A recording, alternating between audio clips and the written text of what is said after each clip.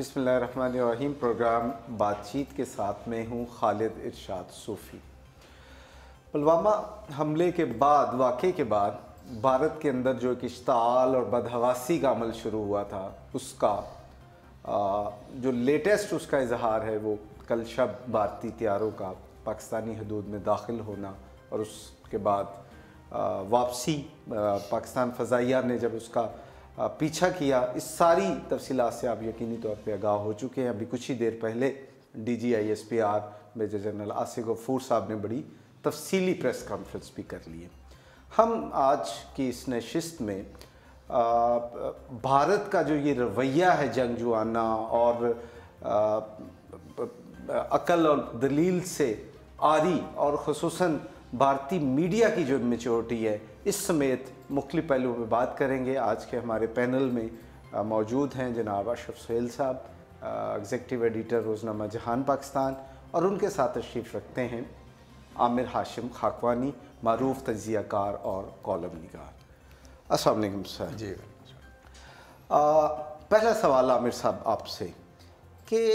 India को पाकिस्तान, जो पुरअमन पाकिस्तान है, वो रास क्यों नहीं आ रहा?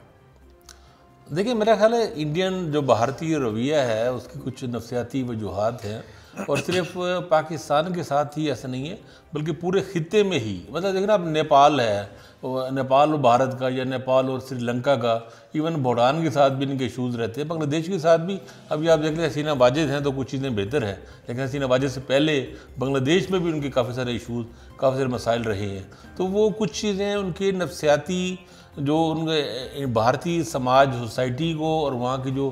एक एलीट हैं, उनकी जो अशराफिया है, ख़ासतौर पे उनकी सिविल मिलिट्री अशराफिया, वो कि एक तरह का मैं ये फील होता है कि जिस तरह नफ्सियात की साइकोलॉजी की एक टर्म है मैग्लोमेनिया के, एक खप्त अज़मत के शिकार है। एक वो गैर ज़रूरी किस्म का, मसनूई किस्म का उन्होंने तफाखर अपने अंदर भर लिया है कि महान भारत को, भारत माता का, और ये एक तरह की जिसे कह लें कि वतनी नरगिसियत उनके अंदर बहुत ज़्यादा है। और वो दूसरा, उनको एक बहुत ज़्यादा ऊपर आने का भी एक माजी का उनको लगता है कि हज़ारों साल का उम्र है और ये थे माजी में वो रहे, और अब उनको आने की जल्दी भी है। और लेकिन उसके जो तकाज़े होते हैं, जो बड़ी कौमें जो तरक्की करती हैं, जिनको अपने अंदर एक तहम्मुल, एक बर्दाश्त, एक वुसअत पैदा करनी पड़ती है, अपने हमसायों को, से लोगों को लेकर चलना पड़ता है साथ। और दूसरी बात यह कि बड़ी ताकत बनने के लिए कंट्रोवर्सी से बचना पड़ता है। जिस तरह आप देखें चीन को, चीन ने पिछले 10-15-20 सालों में इतनी बड़ी जो माशी एक बिल्कुल जाइंट बना है, उसकी वजह उन्होंने कंट्रोवर्सी से बचने की कोशिश की। अब ताइवान देख लें, ताइवान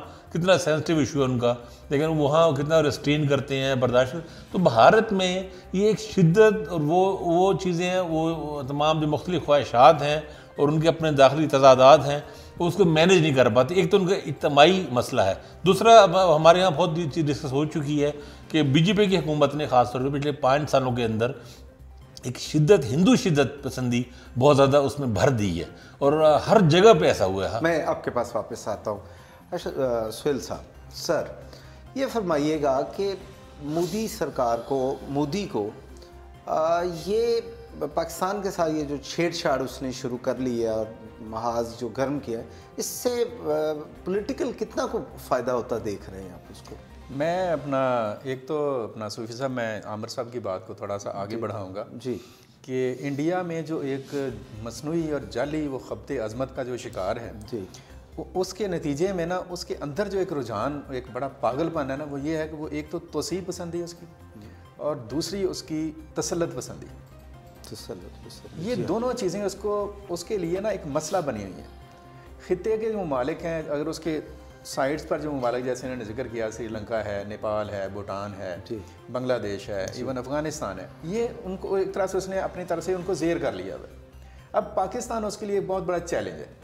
और उस चैलेंज से उसे तकलीफ़ होती है हमेशा से, और उसके लिए वो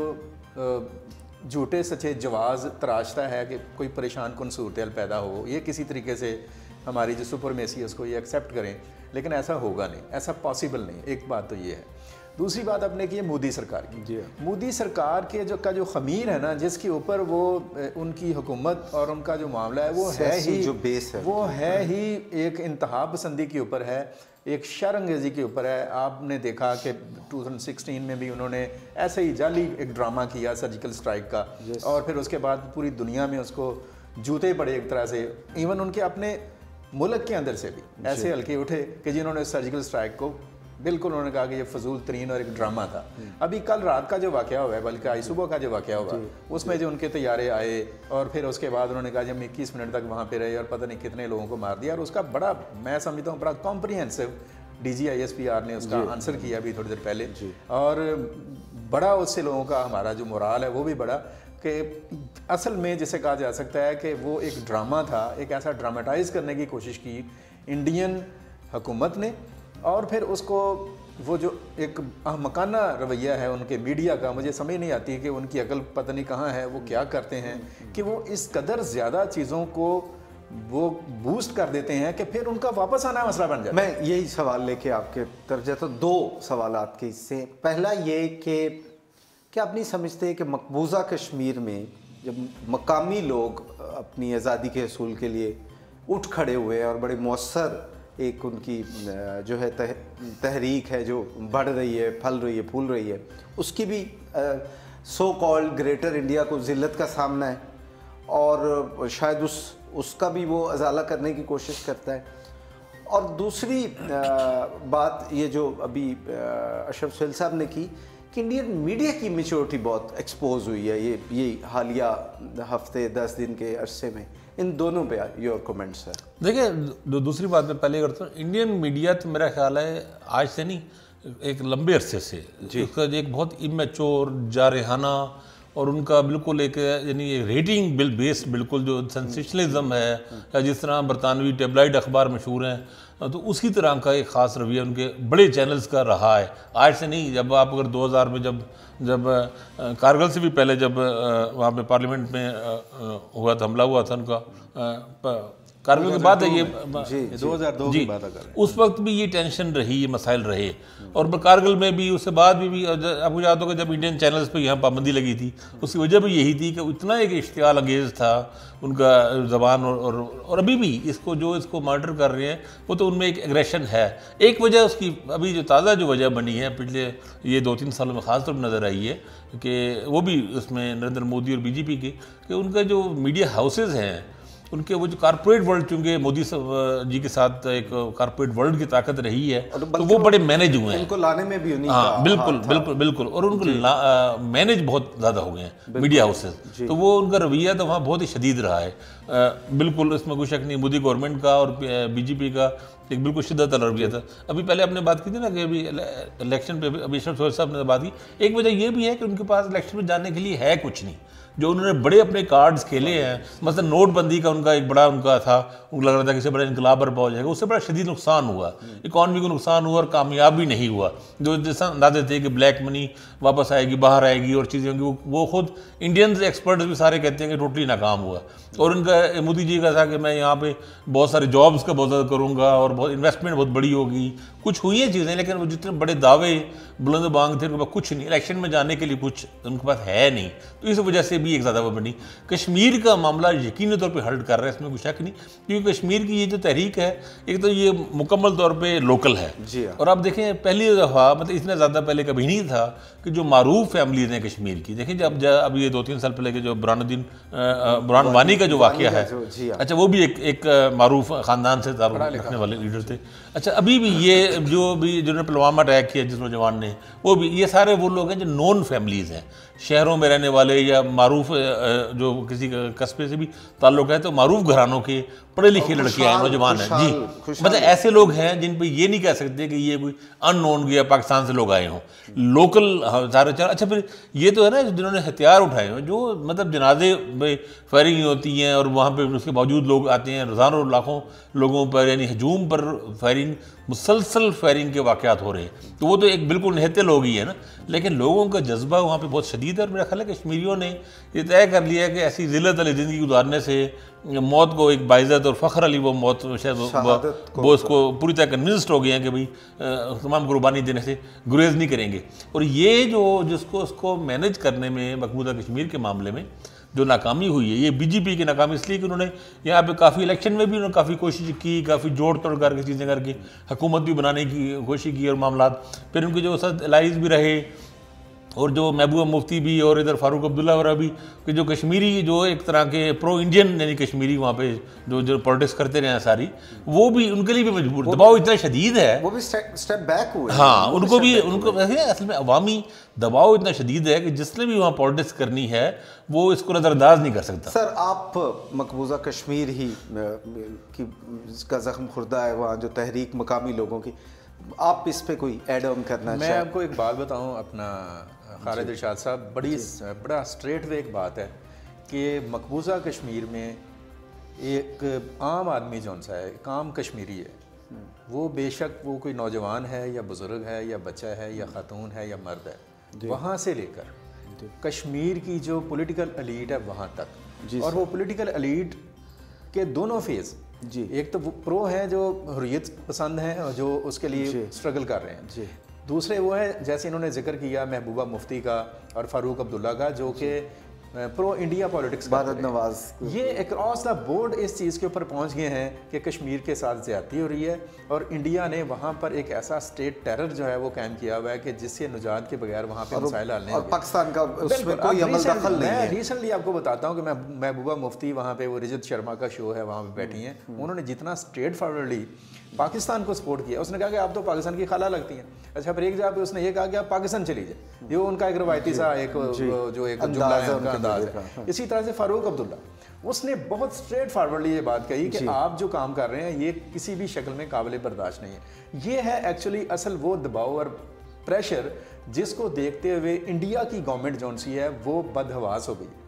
बौखलाहट का शिकार है। इधर से दूसरी तरफ आप ये देखें कि कश्मीर के इशू के ऊपर ही अगर हम बात करते हैं या पाकिस्तान की जो स्ट्रेटजी है उसके ऊपर अगर हम देखते हैं तो आपने देखा कि वो करतारपुर का कॉरिडोर जो था उसके ऊपर पाकिस्तान ने बड़ा एक पॉजिटिव और कंस्ट्रक्टिव स्टेप लिया,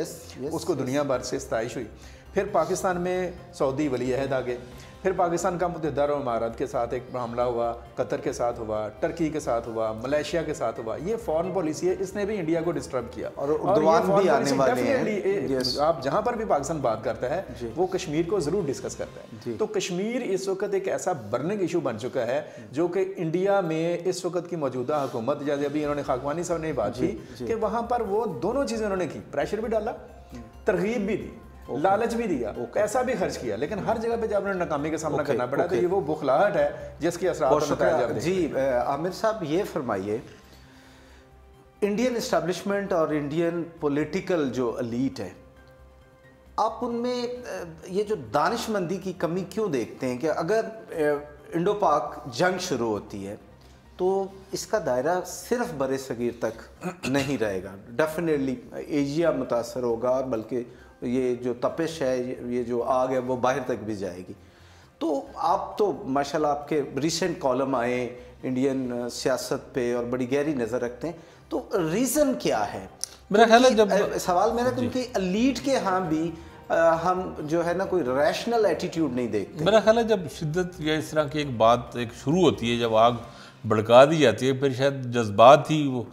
हावी हो जाती है और अकल व दानिश उस तरह काम नहीं करती। क्योंकि आप देखें ना, अगर ये मतलब इंडिया से बाहर ना भी निकले इस एरिया से, अगर जिस आप कह रहे हैं वो तो वाकई बात ठीक है कि ग्लोबल उसका खतरा है कि तमाम उसके बनेंगे, लेकिन सर इंडिया में ही रहे। देखिए इतनी बड़ी वहाँ पे इन्वेस्टमेंट वहाँ पे हो चुकी है, बड़ी बड़ी कंपनियाँ ज़ाहिर है वो पूरी कोशिश करके राग़िब भी करते हैं, और सरमाया और जंग ये दोनों एक दूसरे के दुश्मन हैं। जैसे ही पहला गोला पड़ता है सरमायादार फ़ौरन वहाँ से रुखसत होता है। और ये बात या तो उनको शायद ये एहसास नहीं है, या मेरा ख्याल है मामला मेरा अभी तो पुलवामा के बाद मेरा ख्याल है अभी ताज़ा जो रिसेंट वो मामला इतना आगे ले गए थे कि उनके लिए वो खुद फंस गए उसमें। मोदी जी खुद इलेक्शन के चक्कर में हाइप इतनी क्रिएट कर जाए। देखिए अब पहले भी ऐसे हुआ था सर्जिकल स्ट्राइक के, उस वक्त इन्होंने हाइप इतनी क्रिएट कर दी थी कि उसको एग्जॉस्ट करने के लिए कुछ ना कुछ करना पड़ा। अब जो है ना उनका ये हुआ कि अब ये अच्छा पहले भी एविडेंस नहीं दे सके, अब भी जो दावे किए हैं अब एविडेंस, बल्कि आलमी अखबारात अब थोड़ी देर पहले मैं देख रहा था न्यूयॉर्क टाइम्स और गार्डियन वगैरह सब ने कहा कि कोई ठोस सबूत नहीं है। देखें ना फुटेज बनाते हैं ना, हमेशा ऐसे जहाज जाते हैं वहाँ पे कोई ना कोई फुटेज बनाते हैं, खासतौर जब 300-400 लोगों का आप दावा कर रहे हैं तो वो तो मतलब लाशें होनी चाहिए हर जगह, वो तो बड़ा ईजी पता लग जाता है। जी अशरफ सैल साहब, आप ये फरमाइए कि सारी सूरत हाल में आपने पुलवामा से लेकर आज तक का जो ये एक टेंशन का माहौल है, पाकिस्तानी मीडिया और पाकिस्तानी अवाम का जो रवैया देखा है उस पर कोई कमेंट आपका? पाकिस्तानी मीडिया और अवाम की मैं एक बात बताऊं कि सुबह जिस वक्त ये खबरें आ रही थी तो उस वक्त लोग परेशान थे कि ये सब क्या हुआ है। ठीक है। और इंडियन मीडिया उस वक्त पागलपन की हद तक वो जो एक रूटीन की बकवास करता है वो कर रहा था। लेकिन with the passage of time, जैसे जैसे वक्त गुजरता गया और चीज़ें वो अनफोल्ड होती चली गई, तो पता चला कि ये वही रवायती ड्रामेबाजी है। और उस रवायती ड्रामेबाजी के बाद इस वक्त मैं समझता हूँ कि पाकिस्तान का जो सिंपल सी बात आपको बताऊँ कि पाकिस्तान के 22 करोड़ लोग, पाकिस्तान की हुकूमत, पाकिस्तान की अफवाज, फौजी क़यादत, पाकिस्तान की तमाम political parties, they are all on one page. और सुबह पार्लियामेंट का इजलास भी हो रहा है, कल शाम को नेशनल बहुत अच्छा बहुत अच्छा जी। हमारे मीडिया का पाकिस्तानी मेन स्ट्रीम मीडिया का तो बहुत ही एक जिम्मेदाराना रवैया रहा है। अच्छा देखें, ये भी गैर ज़रूरी अब हुकूमत पे भी गैर ज़रूरी दबाव नहीं डाला। अभी नेशनल सिक्योरिटी काउंसिल ने जो फैसला किया, दुरुस्त बात है कि हमें उसको जवाब देना चाहिए तो अपनी मर्जी की जगह और वक्त चुनना चाहिए। एक बड़ी एक समझ आती है ना कि भाई एक अगर उसको जवाब भी देना है तो उस तरीके से देना चाहिए। हमारे यहाँ ये गैर ज़रूरी जो हाइप क्रिएट करके अपनी हुकूमतों को ही अंडर प्रेशर कर दिया जाता है, वैसे मीडिया ने भी नहीं किया। और सोशल मीडिया पे भी अगरचे कुछ शुरू में मसाइल रहे, लेकिन फिर मेरा ख्याल है एक ओवरऑल जो है ना जी पॉलिटिकल पार्टीज का भी बड़ा अच्छा रवैया। बहुत शुक्रिया आप दोनों मोअज़्ज़ज़ मेहमानों का। जी, आज की इस गुफ्तगू का जो हासिल रहा वो यही है कि पुरअमन पाकिस्तान ना सिर्फ भारत के अपने मफाद में है बल्कि ख़ित्ते के मफाद में भी है। और ये भारत को बहरकैफ ये बात याद रखनी चाहिए कि इस सूरत हाल में पाकिस्तानी कौम मुत्तहिद है, गैर जज्बाती है और पाकिस्तान का हर फर्द अब पाक आर्मी के साथ खड़ा है और पाक आर्मी का सिपाही है। मुझे दीजिए इजाज़त। अल्लाह हाफ़िज़।